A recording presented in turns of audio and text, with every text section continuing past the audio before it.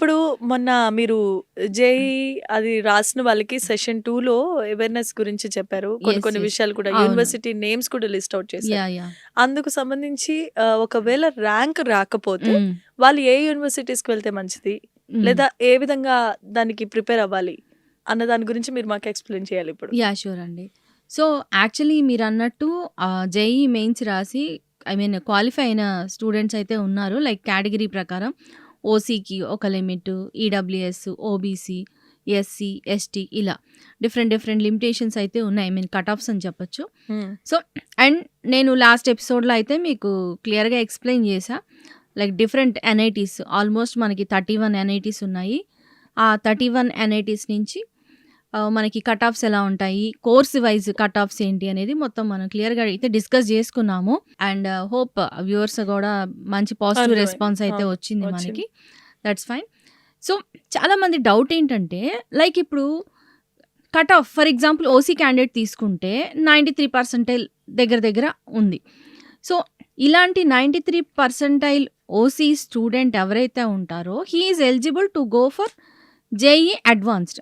ఒకవేళ స్టూడెంట్స్ ఎవరికైతే like suppose నేను ఇందాక చెప్పినట్టు ఒక పర్సెంటైల్ కన్నా తక్కువ ఉంటే వాళ్ళు జేఈఈ అడ్వాన్స్డ్ గనక క్వాలిఫై అవ్వలేదు అని అనుకుంటే గనక సో అలాంటి వాళ్ళకి మనకి వేరే ఇంజినీరింగ్ కాలేజెస్, యూనివర్సిటీస్ అనే ఆప్షన్ కూడా ఉంది. కాకపోతే చాలామంది స్టూడెంట్స్ ఏమనుకుంటారంటే లైక్ మాకు జేఈఈ రాలేదు. సో, ఇంతటితో డిప్రెషన్‌కి వెళ్ళిపోవడము. లేదు ఎస్పెషల్లీ స్టూడెంట్ కన్నా కూడా ఎక్కువ పేరెంట్ ఇంపాక్ట్ ఎక్కువ ఉంటుంది. రెగ్యులర్‌గా మాకొచ్చే కాల్స్ కూడా అదే అనమాట. మా బాబుకి ఇంత వస్తదని ఎక్స్‌పెక్ట్ చేశాము. బట్ రాలేదు. ఇప్పుడు మేమేం చేయాలి? మాకు ఆల్ ఆఫ్ సడన్ అంతా బ్లాంక్ అయిపోయింది. చాలా ఎక్స్‌పెక్టేషన్స్ పెట్టుకున్నాం అని చెప్పని పేరెంట్స్ అయితే బాధపడుతూ ఉంటారు. అవును. So, no need to worry. మనకు ముందు నుంచి తెలిసిన విషయం ఏంటంటే లైక్ ఎన్ఐటీస్‌లో 25,000 సీట్లున్నప్పుడు రాసేది 14,00,000 మంది అన్నప్పుడు మనం ఎక్కడ ఫిట్ అవుతాం అనేది మనం ఒకసారి గమనించుకోవాలి. ఫస్ట్ ఇయర్ నుంచి కూడా మనకి ఎగ్జామ్ జరుగుతానే ఉంటాయి. వీక్లీ టెస్ట్‌లు ఇవి.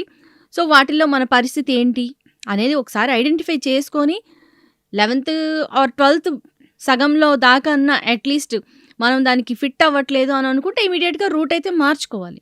సో, అక్కడికి మార్చకుండా సెషన్ 1 దాకా కూడా అదే డ్రాగ్ చేస్తూ సెషన్ 1లో కూడా స్టిల్ ఇంకా కాన్ఫిడెన్స్ తోటి సెషన్ 2 దాకా అటెంప్ట్ చేద్దామని దాని తర్వాత నెక్స్ట్ డిఫరెంట్ ఐఐటీ ఎగ్జామ్ ఐఏఎస్‌సిఆర్స్‌కి సో, అండ్ నెక్స్ట్ బిట్స్‌లో చదవడానికి ఇలాంటి వాటికి కూడా పార్టిసిపేట్ చేస్తూ అండ్ ఈవెన్ టుడే ఆల్సో మేము చాలా కాల్స్ రిసీవ్ చేసుకున్నాం. లైక్ 85% వచ్చింది, 80 వచ్చింది, ట్రిపుల్ ఐటీస్‌లో సీట్ వస్తుందా అనేది.